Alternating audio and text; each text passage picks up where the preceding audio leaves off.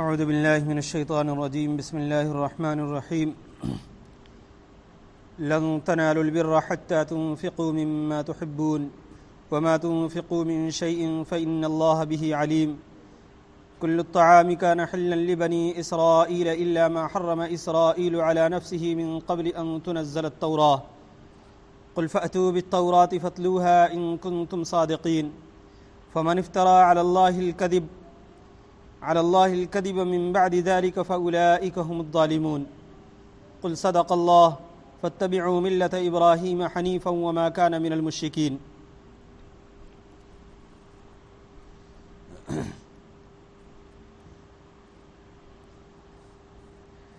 گزشتہ آیتوں میں کفار کے اعمال کے قبول نہ ہونے کی وجہ کا ذکر رہا اور بنی اسرائیل کی خاص اعمال کو ذکر کیا گیا جن کی وجہ سے ان کے اوپر لعنت کی گئی. اگلی آیتوں میں اللہ رب العزت نے ایمان والوں سے ان کے اعمال کے مقبول ہونے کی وجہ بتائی اور شرائط بتائی ہیں کہ کن شرطوں کے ساتھ تمہارے اعمال مقبول ہوں گے.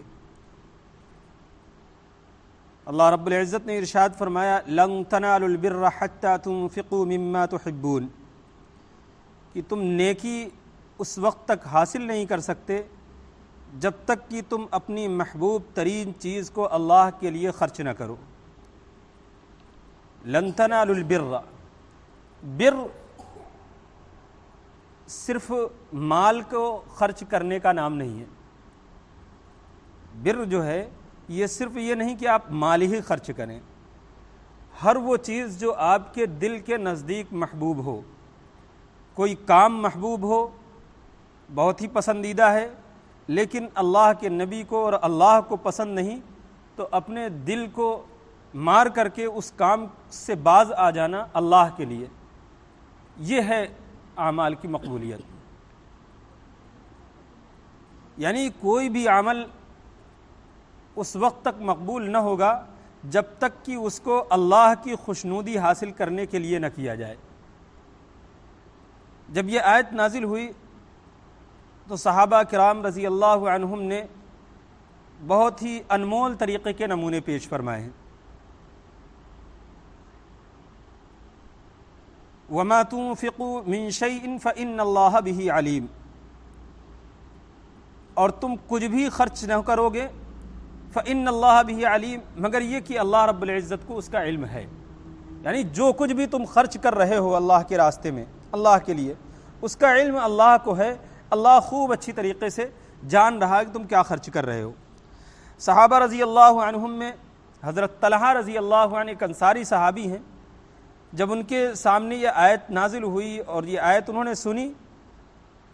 تو ان کے مال میں سب سے بہترین مال مسجد نبوی کے پاس ایک باغ تھا. اس باغ میں ایک بیرحہ نام کا کنواں تھا. اللہ کے نبی صلی اللہ علیہ وسلم کو اس کنویں کا پانی بہت پسند تھا. اکثر اللہ کے نبی صلی اللہ علیہ وسلم اس باغ میں تشریف لے جاتے اور اس کا پانی پیا کرتے تھے. اور اللہ کے نبی صلی اللہ علیہ وسلم کے اس عمل کی وجہ سے حضرت طلحہ رضی اللہ عنہ کو وہ اپنا باغ اور کنواں بہت پسند تھا، بہت محبوب ہو گیا تھا،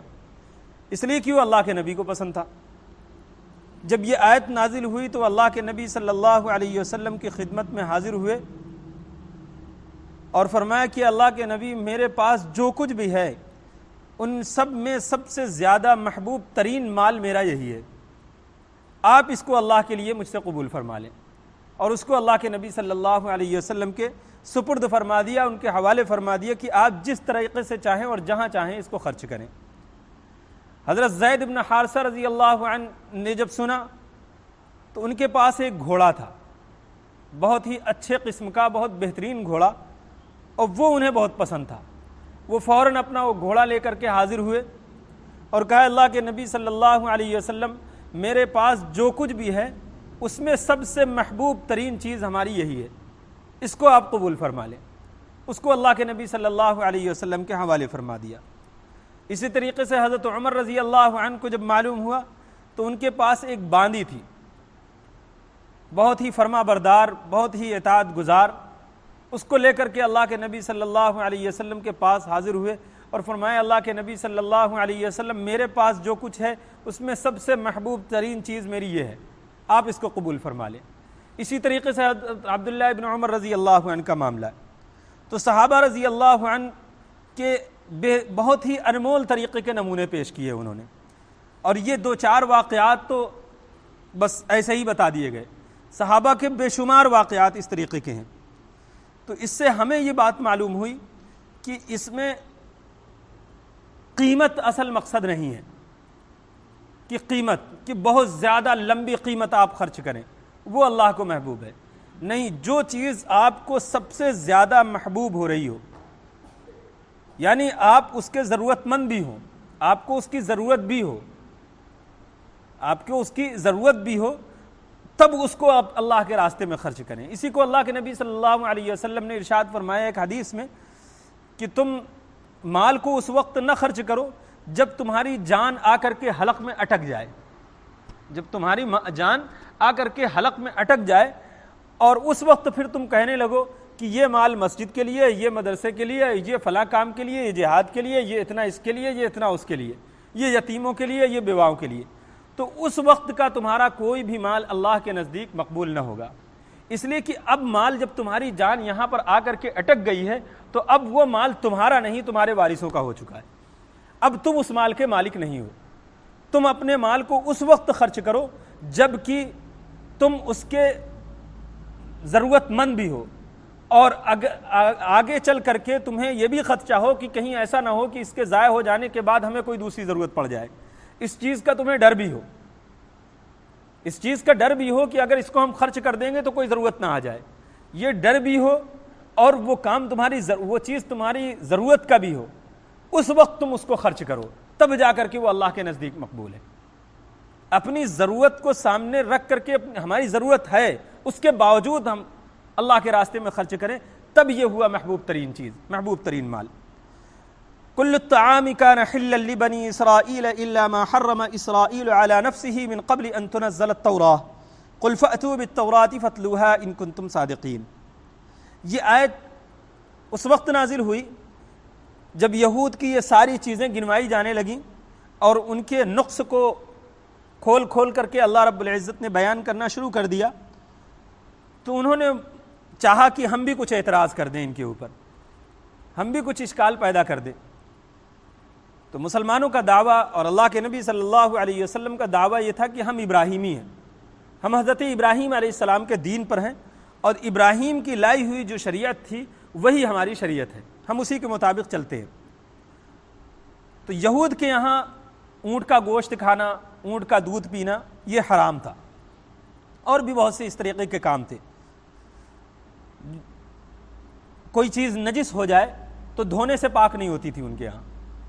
وہ چیز اگر نجس ہو گئی تو اتنا اگر کپڑے میں نجاست لگ گئی تو پھر اس کپڑے کو اتنا کاٹ کر کے پھینک دینا، وہ دھلنے سے پاک نہیں ہوتی تھی۔ تو انہوں نے کہا کل الطعام کان حلا لبنی اسرائیل الا ما حرم اسرائیل۔ تو انہوں نے یہ اشکال کیا کہ تم دعوت یہ کرتے ہو کہ ہم ابراہیمی ہیں، لیکن اس کے باوجود بھی تم وہ چیزیں کھاتے ہو جو ابراہیم کے ہاں حرام تھی،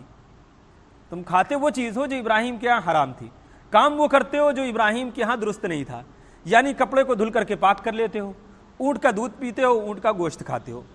تو اللہ تعالیٰ نے فوراً ان کی اس غلطی کو کہ تم اس اشکال میں تم بھی درست نہیں ہو، تم خود غلطی کر رہے ہو،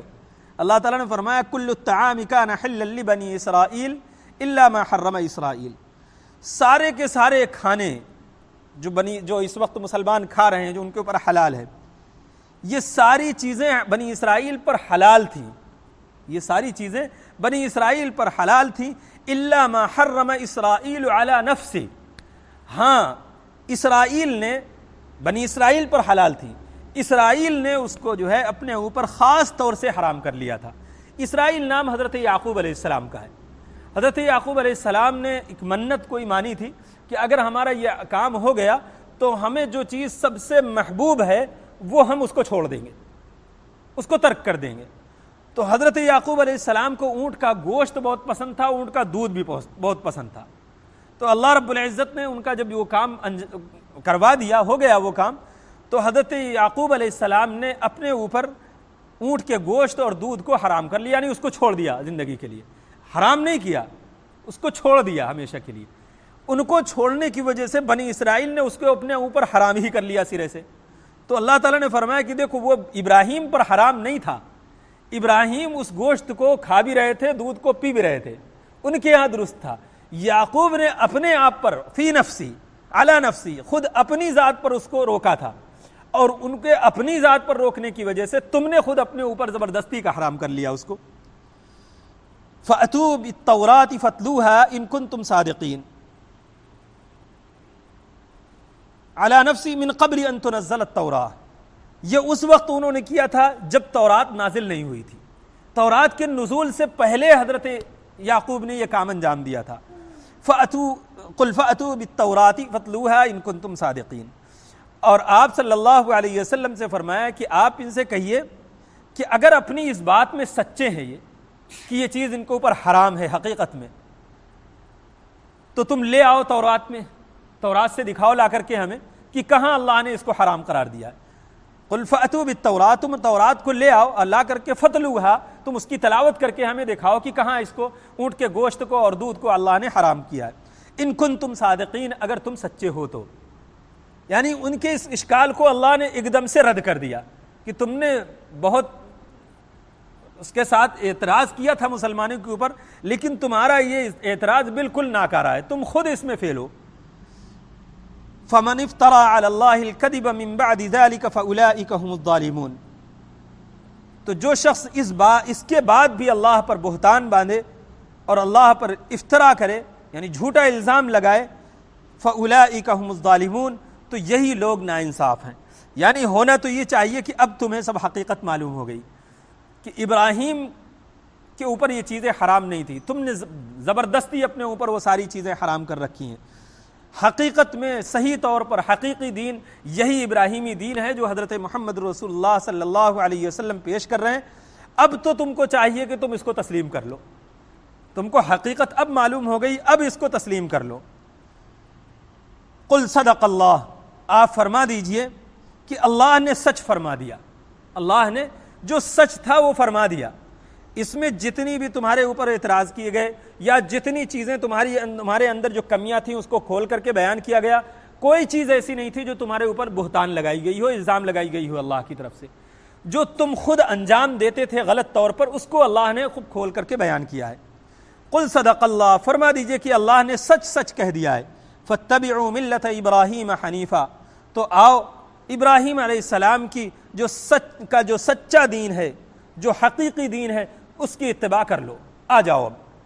حقیقت میں ابراہیم کے اگر ماننے والے ہو تو آ جاؤ، آ کر کے اس دین کی پیروی کر لو۔ وما کان من المشرکین، اور تم اللہ کے ساتھ شرک کر رہے ہو، یعنی حضرت عزیر علیہ السلام کو خدا کا بیٹا بنا کر کے اس کے ساتھ شرک کر رہے ہو، اور ابراہیم مشرک نہیں تھے، ابراہیم تو شرک کی جڑ کاٹنے والے تھے۔ تو اب تمہیں حقیقی طور پر سب کچھ معلوم ہو گیا، اب اگر تم سچے ہو اور حقیقت میں ابراہیم علیہ السلام کے تابعداری کا جو دعویٰ کرتے ہو اس میں سچے ہو، تو اب آ جاؤ، آ کر کے اس دین کی پیروی کر لو۔ یہ ہے ابراہیم علیہ السلام کا سچا دین، اور اللہ نے ابراہیم کو اسی دین کے ساتھ بھیجا تھا۔ اب آ جاؤ اس دین پر، آ کر کے اس کی اتباع کر لو، اللہ تعالیٰ تم کو اسی دین کے ذریعے سے کامیاب فرمائے گا۔ لیکن یہود میں سے چند ہی لوگ تھے، چند ایسی روحیں تھیں جو سعید روحیں تھیں جو کھنچ کر کے اسلام کی طرف آئیں، جن میں حضرت عبداللہ ابن سلام رضی اللہ عنہ ہیں۔ ان کا واقعہ اس طریقے سے ہے کہ وہ اللہ کے نبی صلی اللہ علیہ وسلم کی خدمت میں حاضر ہوئے، اور آ کر کے اللہ کے نبی صلی اللہ علیہ وسلم سے فرمایا کہ اللہ کے نبی صلی اللہ علیہ وسلم، یہود ہماری بہت اتباع کرتے ہیں، اور یہود کے بہت بڑے عالم تھے، وہ تورات کے بہت زبردست عالم تھے۔ انہوں نے کہا یہود ہماری ہر بات کی اتباع کرتے ہیں، اگر ہم کوئی بات کہتے ہیں تو اس کو فوراً تسلیم کر لیتے ہیں، اور ہم اس بات کا اقرار کرتے ہیں کہ آپ اللہ کے سچے رسول ہیں، اللہ نے آپ کو آخری دین دے کر کے بھیجا ہے، اور جس نبی کا تورات میں اور انجیل میں وعدہ کیا گیا ہے وہ آپ ہی ہیں۔ ایسا کیجئے آپ کہ ہم یہاں کہیں پوشیدہ طور پر ہیں بیٹھے ہوئے، آپ یہود کے سرداروں کو بلائیے، اور بلا کر کے ان کے سامنے اس بات کو رکھیے کہ عبداللہ ابن سلام جو ہیں وہ اس بات کو تسلیم کر رہے ہیں کہ میں اللہ کا رسول ہوں، اور یہی دین سچا دین ہے۔ یہی دین سچا دین ہے، تم اس کو، اور عبداللہ ابن سلام کے بارے میں تمہاری کیا رائے ہے؟ تو اللہ کے نبی صلی اللہ علیہ وسلم نے یہود کے سرداروں کو بلایا، وہ سب اکٹھا ہوئے، اللہ کے نبی صلی اللہ علیہ وسلم نے ان کے سامنے دین کو پیش کیا، ساری باتیں دین کی رکھیں، اور ان سے پوچھا کہ عبداللہ ابن سلام کی تمہارے نزدیک کیا حیثیت ہے؟ تو انہوں نے کہا کہ عبداللہ ابن سلام ہمارے ایک زبردست عالم ہیں، بڑے عالم ہیں، اگر وہ کوئی بات کہیں تو ہم اس کو بالکل سر تسلیم خم ہے اس کے سامنے، ہم سب کچھ ماننے کو تیار ہیں ان کے لیے، اگر وہ اس بات کو مان جائیں تو کہ آپ اللہ کے سچے رسول ہیں اور یہ آخری دین ہے۔ تو اللہ کے نبی صلی اللہ علیہ وسلم نے فرمایا کہ اگر وہ اس بات کا اقرار کریں تو تم مانو گے؟ تو انہوں نے کہا ہاں بالکل، اگر وہ اقرار کر لے تو ہم مانیں گے۔ فوراً حضرت عبداللہ ابن سلام رضی اللہ عنہ سامنے حاضر ہوئے اور آ کر کے کہا کہ میں اس بات کی گواہی دیتا ہوں کہ آپ اللہ کے رسول ہیں، آپ اللہ کے آخری رسول ہیں، یہ اللہ کی آخری کتاب ہے، اور تورات میں جس نبی کا وعدہ کیا گیا تھا وہ آپ ہی ہیں۔ جیسے ہی حضرت عبداللہ ابن سلام رضی اللہ عنہ نے یہ بات کہی، وہ فوراً اٹھے اور لعنت ملامت اور گالیاں دیتے ہوئے نکل گئے، کسی نے تسلیم نہیں کیا کہ ہاں یہ بات سچی ہے اور ہم تسلیم کرتے ہیں۔ تو یہ تھی ان کی ہٹ دھرمی، جس کی بنیاد پر اللہ رب العزت نے یہاں پر صاف فرما دیا کہ تم حقیقت میں ابراہیم کے تابع دار نہیں ہو، اگر ابراہیم کے تابع دار ہو تو آ جاؤ، آ کر کے پیروی کر لو، تم مشرک ہو، ابراہیم مشرک نہیں تھے۔ اللہ تعالی ہم سب کو سمجھنے کی اور صحیح طور پر عمل کی توفیق عطا فرمائے۔ صدق اللہ العظیم۔ سبحان اللہ بحمدہ، سبحانک اللہم بحمدک، ونشہد ان لا الہ الا انت، ونستغفرک ونتوب الیک۔ سبحان ربک رب العزۃ عما یصفون، وسلام علی المرسلین، والحمد للہ رب العالمین۔